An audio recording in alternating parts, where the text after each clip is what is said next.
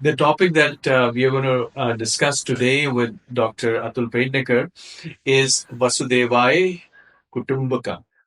And what relevance does it have beyond the statements from our scriptures?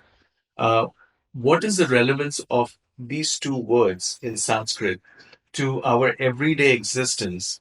So if we are just one family, we should be all together. We should have cordial relations with each other.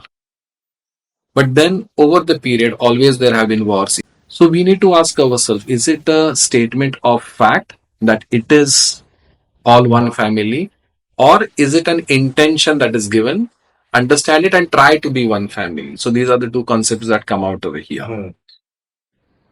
So if it is that we are already a family, if everybody understood that, everybody feels that, then technically there shouldn't have been any wars. Absolutely. But if there are any Disagreements, but not wars. yeah, there could be disagreements certainly, but there should not be any violence. There should not be any hatred for each other. It should not be any problems with each other. So if there are these wars, then what is the application of the statement that needs to be questioned? So to understand that, we need to understand the statement from the perspective of the gunas. So, if you are aware, there are the three gunas, the Satwa, Rajas, and Tamas. And usually we consider the Satwa as the good guna, Tamas as the bad guna, the Rajas as kind of a balancing, or let us try to understand that later on. So, it's more like an aggressive or more of activity. It comes from the Rajas. Right. And then usually more emphasis given on the Sattva Guna.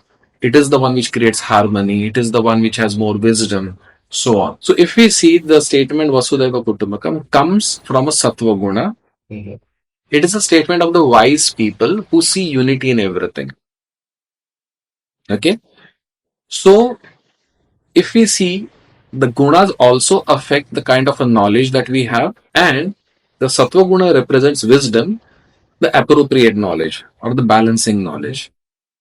So the rishis gave the statement from a perspective that yes, everything is connected with each other.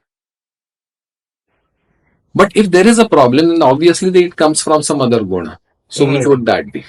So that could be something like, let us say, the tamas guna. So the tamas guna is more about I, me, myself.